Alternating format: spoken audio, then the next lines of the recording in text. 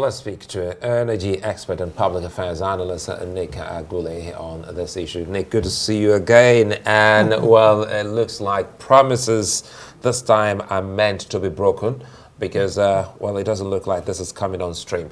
Help us make sense of, this deja vu, because we've seen this before, promises, and we got to that stage and nothing is ever done. Is it the thing with the sector?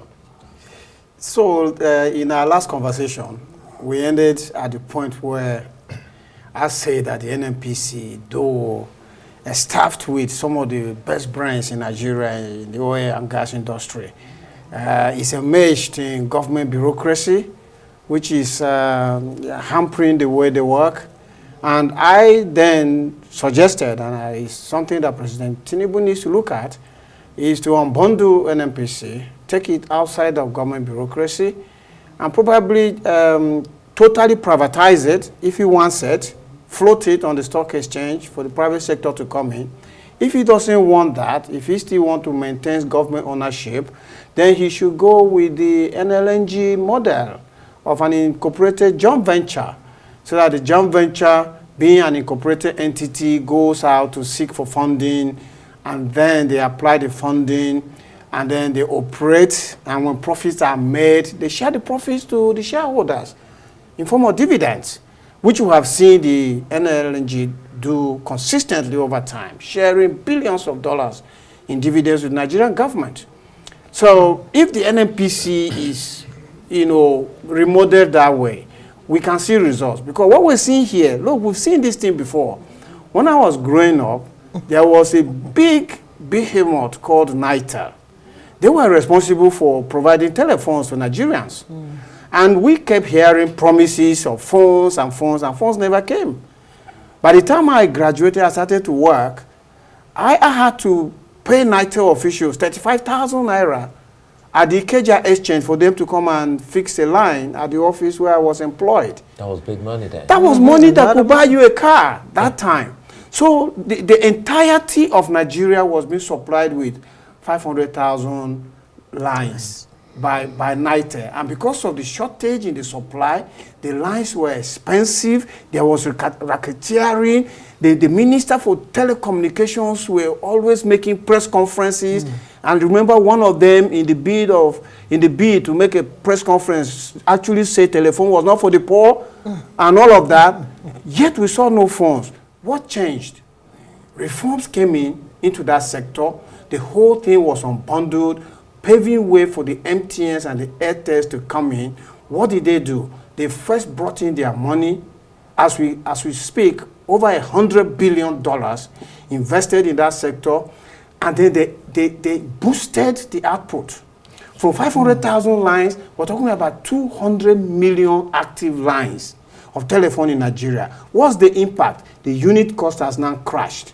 Whereby telephone now is for the poor. Right. So that's the kind of thing you need. That template is what we need. In fact, some experts, you seem to be echoing what some experts like yourself have been saying, that this $1.5 billion that's been plowed into the Port Harcourt refinery, should have been given to about 10 modular refineries that can produce about 100,000 barrels per day. But fundamentally, what do you think is wrong? Why is it that this Port Harcourt refinery, with all the monies that have been thrown at it, still has not, has failed to launch? So first and foremost, I don't work in the NNPC. I don't know what was the decision making. Because in Port Harcourt, we have two refineries. We have the old one, which is older than me, was launched in 1965. I was born the next year. Then we have the... yes. Now the whole world knows when you were born. That's fine. So then we have the newer one. Now the point is that the newer one is 150,000 barrels capacity per day, while the older one is only 60,000. And so you now ask the question, why the judgment of committing $1.5 billion onto that 60,000 barrel refinery? Perhaps if it was a 150,000, we could even say, okay, fine, if it comes on stream, it's going to make a lot of impact, because 60,000 barrels is not going to produce perhaps not more than 1 to 2 million, at most 3 million liters of petroleum products per day. So the point here is that it's about governance. It's about the structure of the person who is operating the refineries. It's the NNPCL. And I can assure you that if President Tinubu takes these steps that we're suggesting and unbundles the NNPC, takes it out of government bureaucracy and places it into private sector hands, who will then bring in the investment, you will see the sector is going to change. And this kind of situation is also playing up in the power sector.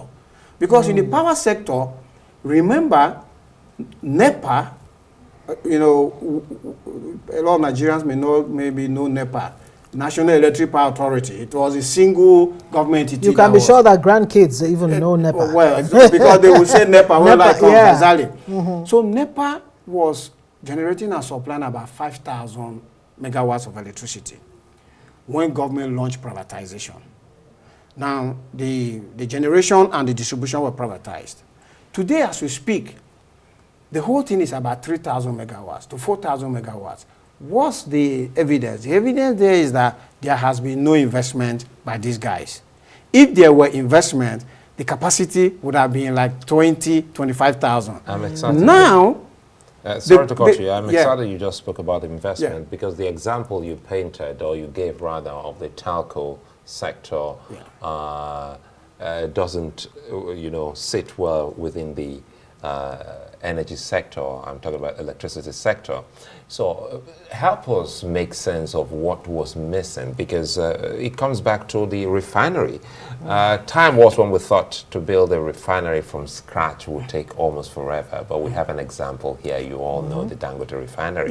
So now we already have existing refineries. What's that word again? Turnaround maintenance. So for the TAM, the TAM, and rebuilding these refineries, which you already know, what will it take Nigeria? So before I answer your question, let me just finish up with the question you asked very before. quickly because of time. Okay, because you said, why is it that the privatization in the power sector is not working like it happened in the telcos? The reason is that the privatization of the power sector was not done well. Transmission, which is the middle point, was not privatized. So generation can't generate more than transmission can carry. And distribution can't distribute what transmission doesn't give them. So government needed to unbundle transmission and set it out into private sector is what President Tinubu needs to do. Then distribution was not done right because it was actually, the licenses were sold to politically exposed persons. All right, well that point has been made over and over again. Exactly, so that also needs to be unbundled. There's another issue on the table, Okay. the Naira sale to Dangote. Why I'd like you to also address that. Hasn't worked, or the refiners haven't worked. You still address that, but the Naira sale did not. Okay, so I will address two of them quickly. Why the refinery hasn't worked is simply because the NNPCL is not set up for efficiency. The same way NITE wasn't set up for efficiency. The same way transmission company isn't set up for efficiency. And so long as they are like that, we'll continue to suffer. Now, coming to the sale of crude oil to Dangote refinery in Naira, for the immediate impact, is going to take pressure off our foreign exchange, because Dangote refinery will no longer look for dollars to go and pay for crude oil, whether locally or in Nigeria. But it's just a postponed evil. You know why? Because Dangote refinery took loans in dollars, and his equipment and spares and all of that are being imported in dollars. So when he accumulates all this Naira that we're giving him, you know, in payment for products that have been produced, he will still have to find a way to convert it into dollars so that he can bring in his spares and pay off some of his loans.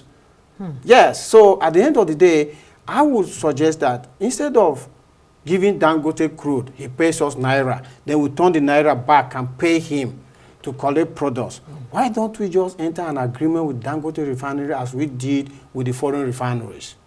Give him crude, let him refine for us, and give us all the products that come out of that crude. Because, you know, the agreement we had with foreign refineries, they were only giving us petrol or premium motor spirit. But look, diesel comes off, aviation fuel comes off, normal kerosene at home comes off, you know, even the asphalt is used for roads, it comes off.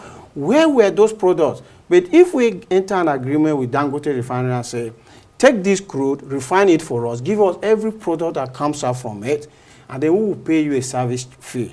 Right. for doing it for us. Okay. Perhaps that would be a better, Okay. better deal. Nick Agule, energy expert and public affairs analyst, thank you very much for your brilliant interventions as always.